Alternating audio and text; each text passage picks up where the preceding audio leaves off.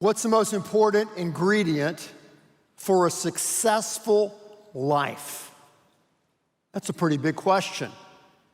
We'll talk about that next weekend, next Sunday, right here at 11:11. Oh yeah. Do yourself a favor, do your family a favor, gain some bonus points. Come to church 2 Sundays in a row. I dare you. Hey, it's great to be back in church, isn't it? Isn't it great to be back? I want to welcome those of you who've been away for a while. So glad you made it here today on this Easter 2021. Today we're joining with billions of Christians around the globe. We're celebrating the reality of the resurrection of Jesus Christ. I will say he is risen, and you'll respond, he is risen. Now, a lot of times I get asked questions during the week, and there's some that I would put on my FAQ, frequently asked questions list. And one of those, for the past 20 years or so, has been this. Someone will come up to me, or they'll write me a letter, and they'll say, hey, Ben, I want to write a book. What do I need to do? And I'll say, don't write a book.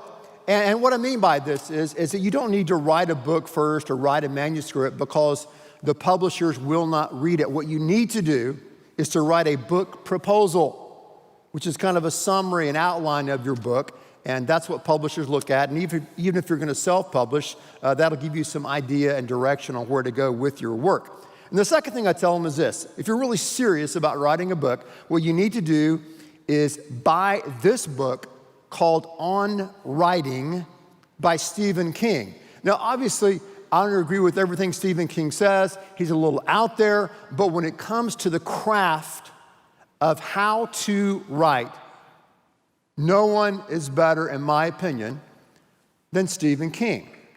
And in this book, yeah, let's clap for Stephen King. Stephen, I hope you get a copy of this. We're clapping for you here in Texas, selling your book here. But in his book, he talks a lot about the craft of writing and how you do it. And one of the things he says is controversial, surrounds the whole idea of plot. He doesn't believe in plotting out your story, your book, in advance. For example, Bill Smith is an insurance salesman in Trenton, New Jersey, but he's really working for the CIA at Langley, and at the end of the story, he finds a Russian spy in Paris and kills them, and that's how the story ends. He doesn't do that. He doesn't believe in plotting out a story in advance. And someone asked him, why don't you believe in that? He said, well, our lives are plotless. Your life, my life, they're plotless. No matter how much we pray, prepare, insurance we buy, we can't predict what's going to happen next. So he said, why would I want to write a story or a book or do a movie that's boring, that's predictable? Life is plotless. So that kind of begs the question then, Stephen, then how do you do it? How do you get going? How do you start writing? Where do these ideas come to you from? He says, basically, they come to me by asking a what-if question. Asking a what-if question. He says, I believe if I can get a group of characters or a character in a intense situation and watch them try to free themselves from that situation and write that down, then I'll have a bestseller. So he asked a what-if question. What if vampires invaded a small New England town? Salem's Lot, right? What if a mother and her child are stuck in a stalled car with a rabid dog? Cujo. What if, look at this one, an innocent banker is convicted of murder and has to spend the rest of his life in prison? Shawshank Redemption. Find a difficult situation, find some conflict, put a person or a group of people in that conflict, and then watch them try to get free and write down what happens. That's how he develops plot. It's kind of interesting, isn't it? Let's do that today. Why don't we do that today with the Easter story? okay? What if a Jewish teacher died, came back to life, and no one believed it? What if? Because according to the data, that's what happened. The story is simple.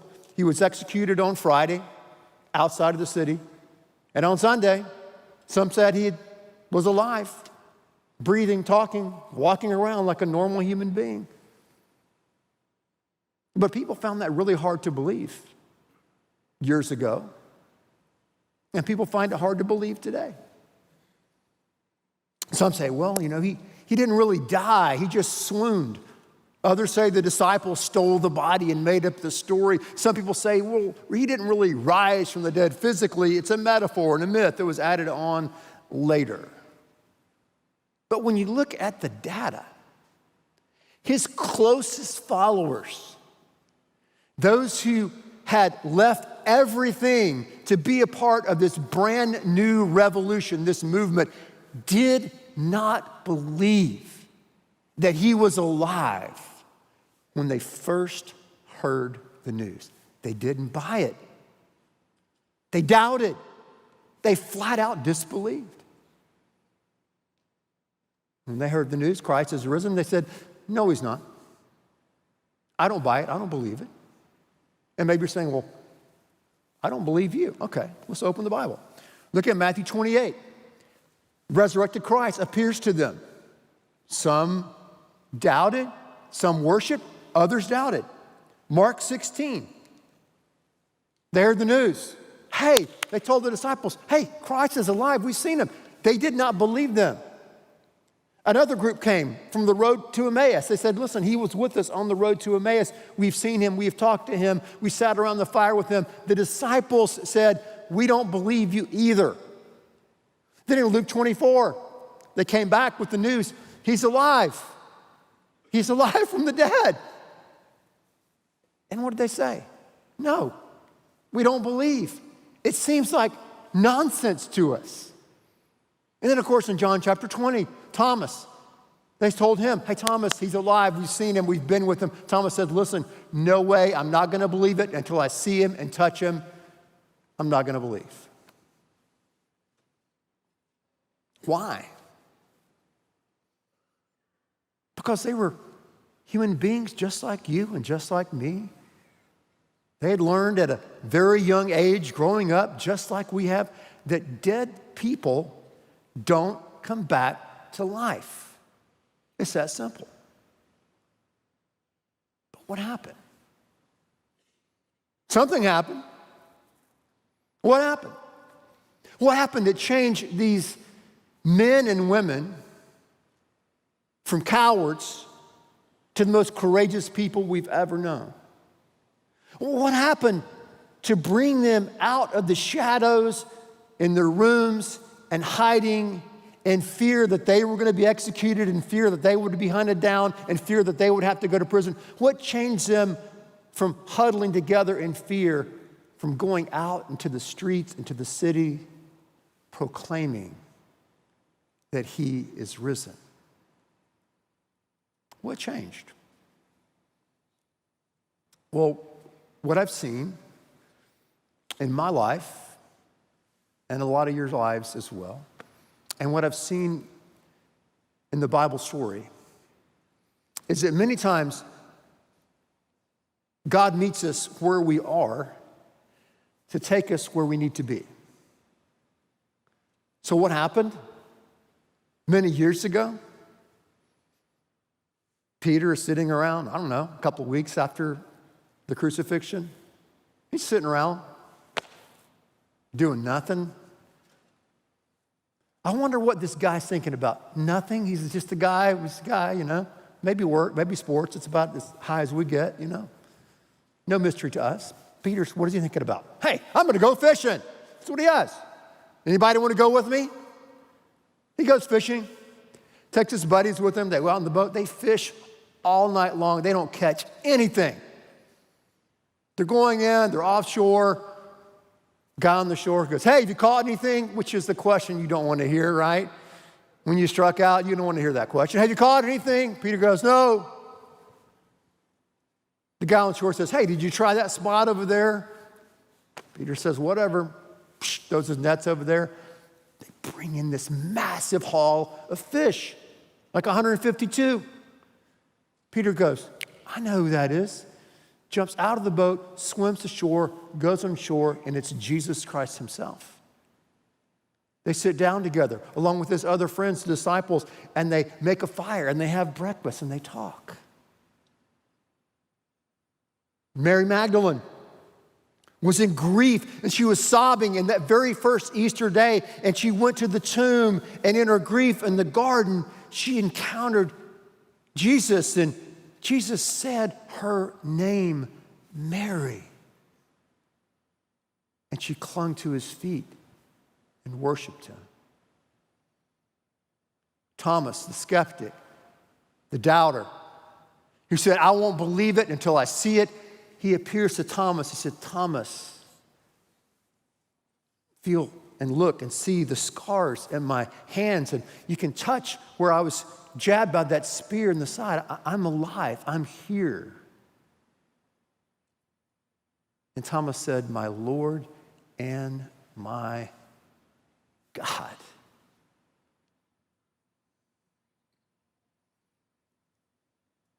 What happened?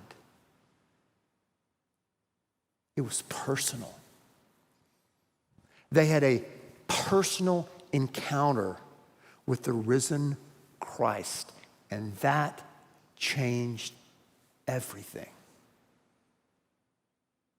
And you see, when you have a personal encounter with the risen Christ, this fuels you with real power to face real life. That's how they changed.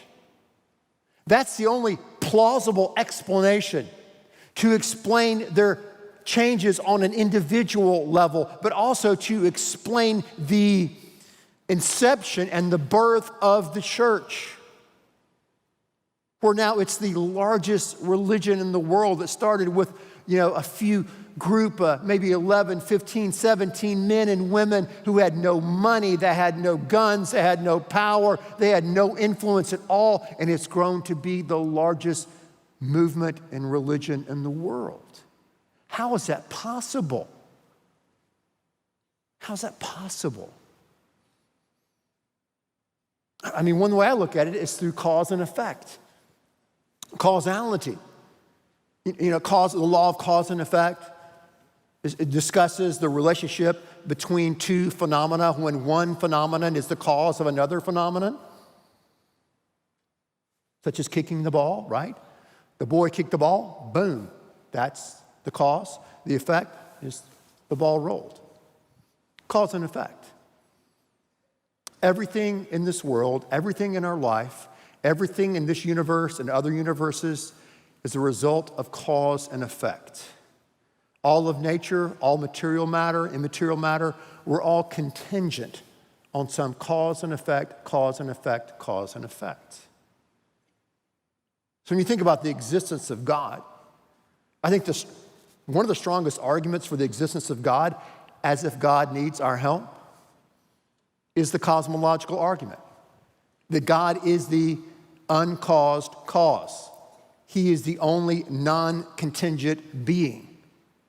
So many times the people who want to mock God or disbelieve God in these popular books that have come out over the years, they're arguing against the wrong God. They're not arguing against the God of the Bible, the God of Christianity. So he is the ultimate cause. We look at the resurrection of Christ as a cause and effect. What could change these people's hearts and lives in such a dramatic way? They went from cowering in fear to men and women of great faith and confidence. What can change them? It was the reality of the resurrection of Christ. They all died for their faith, except John. He was exiled in the Isle of Patmos. They all died. They were beaten. They were tortured. Thomas was speared to death in India. How do you explain that? How do you explain them giving their lives for this reality of the risen Christ? I think about, I'm old enough to remember Watergate, okay? Watergate was this giant conspiracy by the President of the United States, Richard Nixon. He created these crimes, and then he tried to cover it up, and he had his loyal men around him that worked for him. One of them was John Dean, his most loyal and trusted ally who was involved in the scandal. They had this cover-up story. They spun out there. The story lasted for 2 weeks. 2 weeks. And then John Dean turned state's evidence against Nixon. And then his friends followed. Why? Because they didn't want to be embarrassed. Why? Because they didn't want to go to prison. Think about these disciples, these early followers of Christ. They were peasants. They had nothing. Why would they go and endure the hardship, the mockery, the pain, and the toil? You see, men and women will give their lives for something they believe to be true, but they will never give their lives for something they know to be false.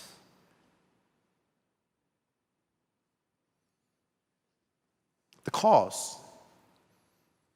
The cause was a personal encounter, an eyewitness encounter with the risen Christ. The effect was real power to face real life. It's kind of wild, isn't it? I love history. I love to read about people in history. I gain lessons from people in history.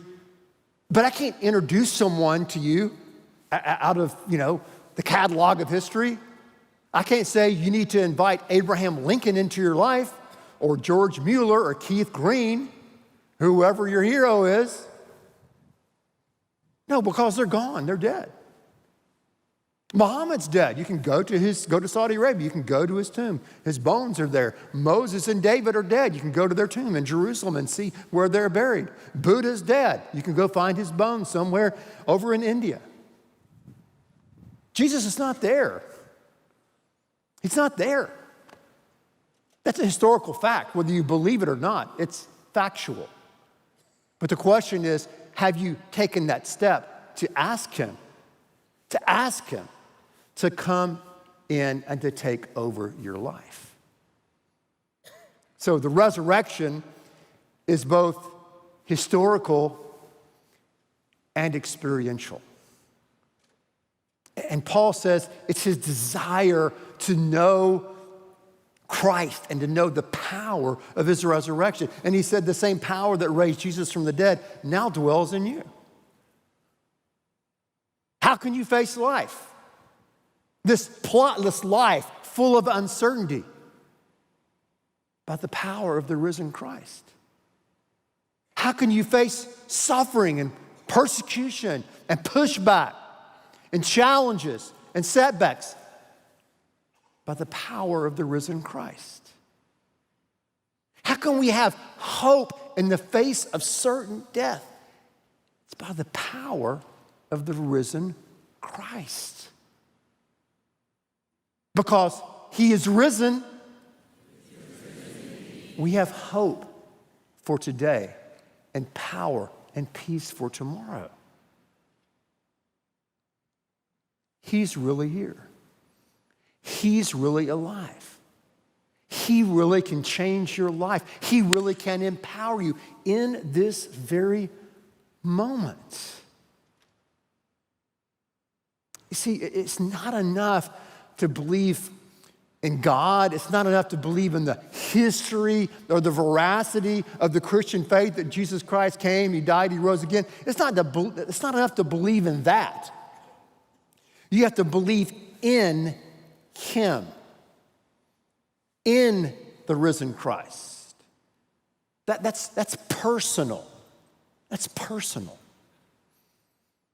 And that's what happened to these early followers. That's what changed their life.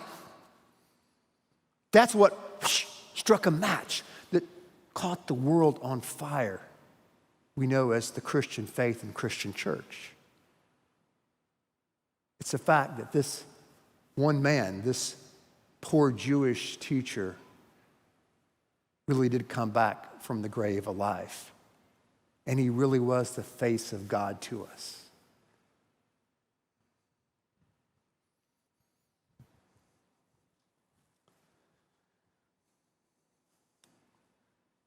Where do you find yourself in this story? Who do you identify with? Do you do that? You're watching a movie, you read a book, you say, you can kind of identify. Who do you identify with in the story today? Do you identify with Peter? Peter felt like he had failed so many times that God would never use him. Do you identify with Mary Magdalene, who made a series of poor, horrible decisions, who had a checkered past, who was covered in shame? Do you identify with Thomas? Are you a skeptic or a doubter? That's who I connect with in the story. Who do you identify with? And what if this same risen Christ who restored and reinstated Peter can do the same for you today? What if this risen Christ who forgave and healed and covered Mary Magdalene could do that for you today? What if, in the midst of your doubts and questionings, that God in Christ proved his reality to you today? What if you opened your heart and opened your mind to the ultimate cause of the resurrection of Christ? What effect might that have in your life today?